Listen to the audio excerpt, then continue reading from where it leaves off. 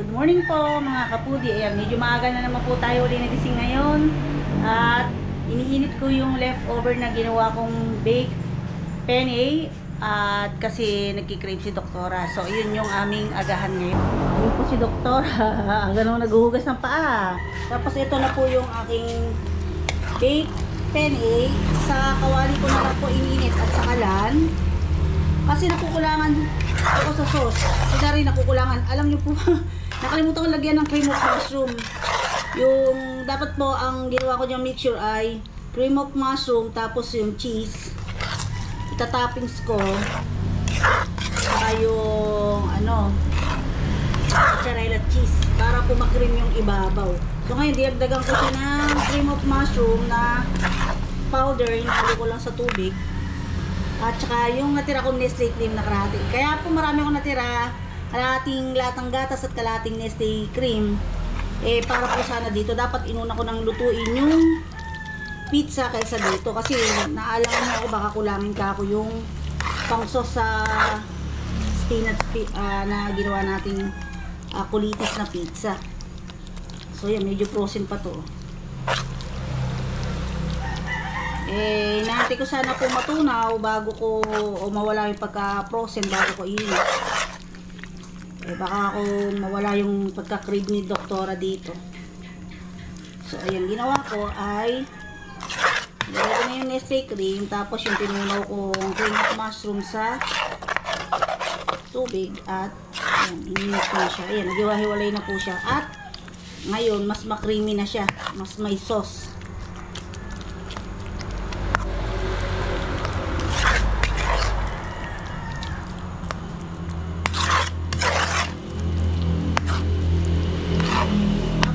Sa ating pinagpakuluan ng crispy ulo. Ayan, ininit ko na naman kagabi, ininit ko siya ngayon at mamaya ay iluluto ko na. So ayan, kasi kahapon marami pang kalderetang manok, hindi na ako nagluto. Yun na rin po yung naging dinner namin. Actually hanggang ngayon meron pa. Tapos ngayon iinit ko naman yung niluto kong paksiw na tilapia. So sabi nga nanay, ba't ba nagpaksiw na naman ako? Parang hate na hate niya yung paksiw. Sabi ko, nay, kaya ako nagpapaksiw kahit 2 piraso just in case na mag-busy ko or tanghaliin ako ng gising o may pinuntahan ako, hindi ako nakapagluto ng lunch, ay mayroong emergency ulam. Kasi kailang naman ka ako ni Mark Dennis yung hindi kumakain ng paksiw. Actually kumakain siya pero parang hindi siya ganun kahilig sa paksiw, pero at least meron siyang maiuulam. So ngayon naman ay iinit ko yung paksiw. Ayan, low fire ko lang at ganun pa rin yung ice ng ating paksiw. Iinit lang natin hanggang sa maging kulong-kulo at okay na po siya. So yan, mamaya maiuulam na yan dahil di ako magluluto. Yan na po yung ating ulam at saka yung pinagbaklasan ng crispy ulo. Gagawin natin mamayang hototai soup. So yun ang naisip kong pwede. Kaya lang, version po ng crispy ulo lang. Wala po siyang atay ng baboy or karne ng manok. At ayan mga kapudi, nag-change na naman po yung plan. Nagkaroon ng pagbabago kasi yung ating gagawing hototai soup na yung pinagbaklasan ng ating crispy ulo ay gagawin na lang po nating sinigang. So ayan, sabihin ng iba ay bakit pa bago-bago? Kasi po, ito po yung reason. Yan, nagpadala po si nanay ng mga gabi. Bunga na sampalok nga. Tapos po ito, kangkong. Nakakuha na si kuya. Kaya lang hindi po yan sa mini farm kinuha. Hiningi lang po yan sa kapitan namin, dating kapitan. Para magkaroon kami ng kangkong. Tapos, bumili rin po si nanay ng karne ng baboy. Pandagdag para po sa sinigang. So wala po akong choice kasi kaysa gumastos pa po ako ay ayan na, meron na po. So yun na lang po, siguro naman may iba pang pagkakataon para makagawa tayo ng hototai soup. So ayun, ang gagawin ko lang po muna ay babalatan ko muna itong mga gabi. Hindi ko na po ipakikita sa inyo, susuputan ko po yung kamay ko kasi actually ay makati siya sa akin, sa palad ko. Pero meron pong mga nagbabalat niyan, nabilib ako kasi hindi po talaga sila nangangatay. Sa akin po talaga makati. Yan, yung dati pong office mate ko, nandun po kami sa Bustos Dam, na sa CTI Engineering po kami. Yun pong sekretary ng engineer naming hapon ay pag nagluluto po sila ng lunch ay binabalatan niya po yan, as in hindi po siya nangangati, wala pong supot yung kamay niya, as in talagang skin to skin ang salatan niyan. So ayun, magbabalat lang po muna ako mga kapudi. Isa na po tayo, sibuyas, bawang mga kapudi, dahil ginisang baboy yung gagawin natin na sinigang version. Yan, yung gayahin naman natin yung iba na nagigisa. So yung sibuyas ay malalaki yung slice na ginawa ko. Yan. Para bumagay yung sabaw natin at saka dun sa pagkakapirito ng ating ulo ng baboy.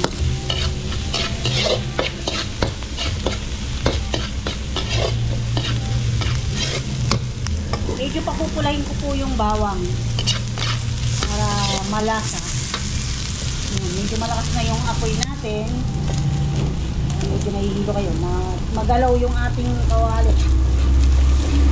Ito na yan. Tapos lalagay ko na yung karne ng baboy na idadagdag natin bukod dun sa ating nakuhang karne sa ulo. Lagay na natin. Yan, low carb ito po ulit. Halo-halo. Makinig na yung ating kawali. Isat lang natin mga kapudi. Ang sandok. Ito naman natin igalit. At hihina natin yung ating apoy ay lumalabas yung katubig ng ating baboy dahil sa pagkakahuga. Pag kasi medyo malakas, tendency niya masusunog yung sibuyas bawang natin, medyo parang mabibigla. Ayan. Ngayon, pagka medyo mapula na, tsaka tayo magdadagdag ng sabaw. Pero, instead na magdagdag tayo, inilipat ko siya dito. Ayan. Tapos, ayan natin siyang kumulo at lumambot kasama ng mga gabi na ating binalatan. Ayan. Lalagyan ko siya ng asin, 1 tablespoon, para lumasa na po siya. At, yan, halo-halo lang tayo hanggang sa mag-brown. Ayan, medyo brown na yung ating karne ng baboy at naglalagay ako ng konting tubig para ma-wash out yung ating mga umiining na flavor galing sa baboy at mga bibigyan bawang. Halu-haluin lang natin hanggang sa lumambot yung mga nasa kawali at nang masama natin sa paglilipat sa kasirola. So ayan, napansin nyo na nariwa uli yung ating kawali, di po ba? So ayan po yung isang technique pag medyo malapit ng masunog yung ating ginigisa at the same time makuha natin yung flavor na dumikit sa kawali na lasang gisado talaga. Unless sunog na sunog, huwag nyo na pong itry kasi kapait lang. So ganyan lagi ginagawa pagka nagsasangkot siya ako kasi yung linamnam ng pagkakasangkot siya nasa kawali. So ngayon yan, ready na natin ilipat yan dito sa ating pinagpakuluan ng crispy ulo. Yan. Ito, transfer ko lang po natin yung apoy. Last kawali, transfer natin dito sa ating ayan, kasirola. At sabay na nating dadagdag yung ating gabi. Yan. Lagay na natin sa kalan. Medyo lakasan natin apoy para madali siyang kumulo. At ngayon, idadagdag ko naman yung ating gabi para malambot na malambot din siya mamaya.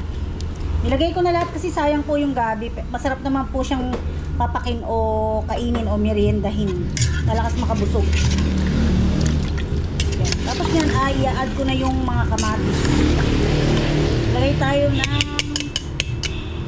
4 hanggang 5 kamatis na hinog para mamula-mula yung ating sabaw. At napansin nyo, hindi ko sinama yung ating pinagbaklasan ng crispy ulo. Mamaya na po siya kasi malambot na po yung ating pinagbaklasan ng crispy ulo.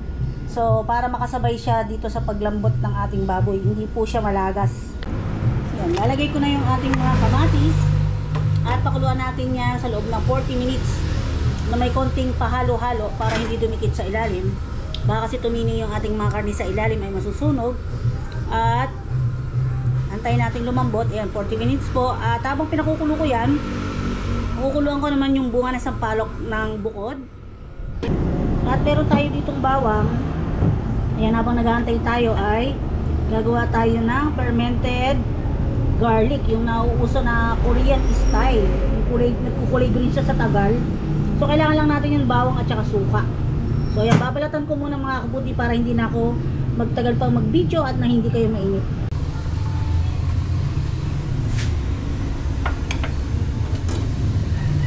Ayan, bago tayo magbalot ng bawang, pakuluan muna natin yung ating mga bunga ng sampalok dito sa De Corriente. Kasi yung aming gasol ay isa lang po yung gumagana. Bagong karga po yung gasol namin, isa lang yung kinargahan ko.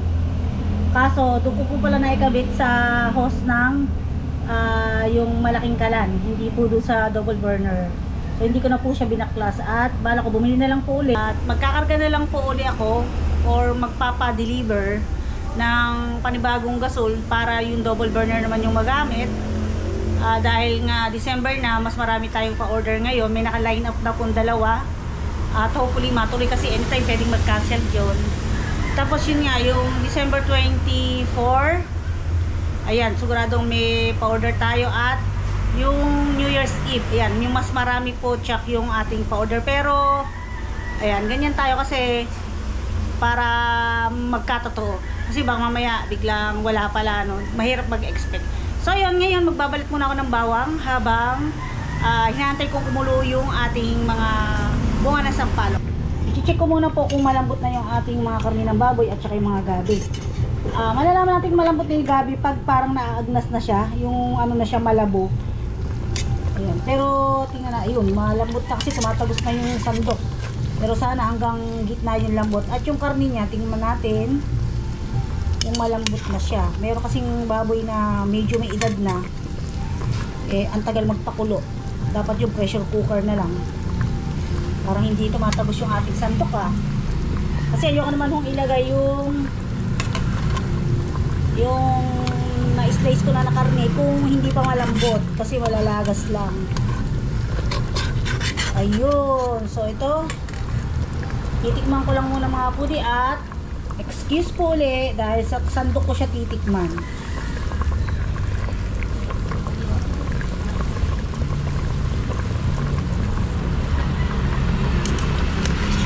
Nangunguya ako na pero hindi pa siya ganun kalambot. Siguro kailangan pa siya ng mga 15 minutes. Pero hindi ko na-check kasi yung time kung may 40 minutes na siya kumukulo.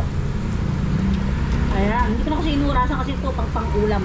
So, eto na yung ating pinakulong bunga ng sampalok. Pwede na nating salain at ilagay dun sa pinakukulo nating isadong karne ng baboy. Bubuhos ko na yung ating sampalok. Kaya ko ini-strainer para yung ating mga sampalok na pinag-strainenan ay pwede po siyang pakuluan dyan sa sabaw ng ating baboy. Para yung mga flavor ng ating sampalok ay lumabas lalo. Ayan o, yung mismo sabaw ng baboy. O yung pinagpakulo ng baboy. So ayan.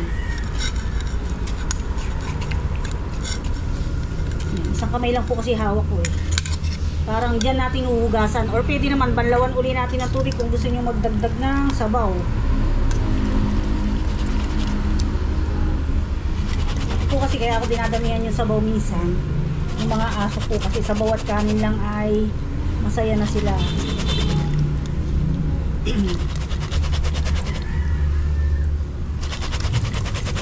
So ayan, tuloy ko na po ngayon siya kakatasin. Pipigayin ko siya ng sandok at saka hugasan dito sa mismo pinakasabaw ng baboy at lalagyan ko pa siya ng konting tubig doon sa pinagpakuluan niya at saka huhugasan uli para may konti pa siyang katas ng asin para madagdagan yung ating sabaw ng konti. So ayan, patuloy ko lang po siya pakukulan sa loob ng 15 minutes. So nilagay ko na yan kasi nakita nyo tumagos na yung ating sandok sa gabi. Huwag po tayong magpapakulo ng sampalok tapos ilalagay yung gabi. So ayan, nalalagas na yung gabi o pwede na siya. Kasi po, sabi ng biyanan ko, hindi raw lalambot yung gabi kung may sampalok na. Sasabi ko, imposible kasi kumukulo naman din siya sa tubig. Yung pala, ibig niya sabihin, yung pinaka outer skin ng gabi pag binalatan ay hindi mo siya ganun kalambot. Malambot siya pero iba po. Parang matigas pa rin yung mga pinaka-outer, ano niya, pinaka-outer skin ng binalatan na gabi. So ayan, patuloy ko lang po yung kukuluan hanggang mamaya. At ito na yung pangalawa, yung pagbabanlawan o paghuhugasan ng ating pinigang sampalok. Konting-konting tubig lang yung nilagay ko. Sakto lang na madagdagan yung sabaw at kasi mag-evaporate pa yan para may dagdag sabaw lang po. Tapos pwede ko nang i-add yung kangkong. Sayang, wala naman tayong sili panigang. Ayan. Add na natin yung mga kangkong. Kaya daw po ganyan yung kangkong na yan ay hindi naman daw po nilagyan ng pataba. Kaya medyo, akita nyo, payat siya. So, kaya pala nag-abot si kuya nito. Dahil magagamit dito sa ating sinigang. At ngayon, pwede ko nang ipaibabaw yung ating pinakuluan na ulo at pinagbaklasan. Kasi, para ma-absorb niya yung asim ng sabaw. Ayan, ito yung utak niya. Oh. Sarap siguro niya. Hayaan ko siyang kusang magbaklas dyan kasi malamig na yan. Pero, kanina ko pa siya inili sa freezer, 6 o'clock. So, ayan. Takpan lang natin at kusang ayun, kusang siyang nagbabaklas-baklas. Tikman natin mamaya yung kanyang utak. Naku, madalang ako makakain ng utak. Nung araw, napakasaya ako sa pagkain. Pero, ngayon ay ini-enjoy ko at nag-explore ako para alam niyo naman, maikli na ang buhay ng tao para malaman natin yung difference kung ano ba talaga yung lasa niya, kung masarap ba o hindi.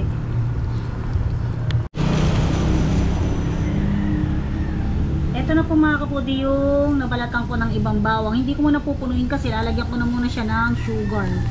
Optional po ito kung gusto niyo nung may sugar. Yan. Mga 1 tablespoon. Parang ang dating niya magiging atsara. Diba? Atsarang bawang. Ayan. Tapos, lalagyan ko siya ngayon ng sukang paumbong. Ito. Ayan. Meron kami dito sa pinaglagyan ng toyo. Nilagyan ni Mr. At nilagyan ko na siya ng maraming sili pa. Tapos, bubuhusan natin yan na hindi siya puno dahil kakalugin pa natin.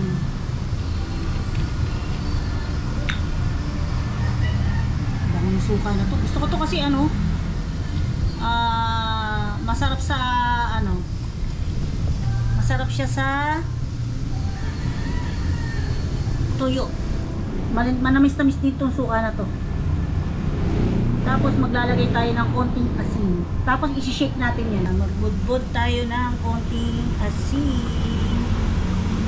Tapos lagyan natin ng pamintang buo. Meron ako dito pamintang buo. Ilang piraso lang. Huwag na natin masyadong dami.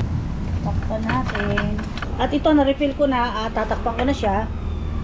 Pwede nyo po yan gamitin ay yung nabibili ng balat na bawang na. Kaya lang parang tingin ko hindi na siya ganun katindi yung lasa ng pagkabawang niya kasi balat na tsaka nababad na siya sa tubig.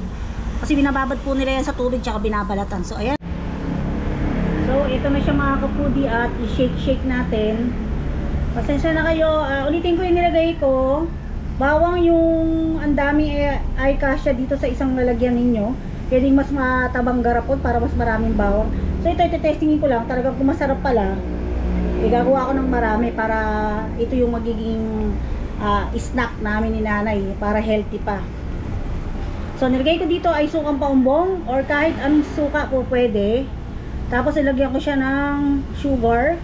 Pwedeng 1 tablespoon to 2 tablespoon at 1 teaspoon ng rock salt. So shake.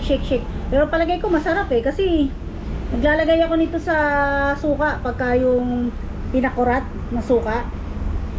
Masarap siya. So ngayon ay dadagdagan ko pa siya ng mga 3 bawang para masiksik po lahat. Ayan. Ito yung nakalutang So ayan, after 3 to 5 days malalaman natin kung kulay green na siya at titikman natin yung lasa kung talagang masarap. At ayan na po ang ating gisadong sinigang na karne ng baboy at ang ating crispy ulo. So ito yung utak. Kukuha kong konti at titikman ko siya. Ayan, bago ko siya tuluyang haluin. Binukod ko na sa isang mangkok. Ngayon hahaluin ko na siya para mag-combine yung karne ng baboy na binili ni nanay at saka yung ating pinagbakasan ng crispy ulo. Ayan. Para pagsandok nila ng karne, eh, sasama na lang yung mugmug ng ating nagbaklasan ng crispy ulo. So, ayan, may konting sabaw. Lalagyan ko yung ating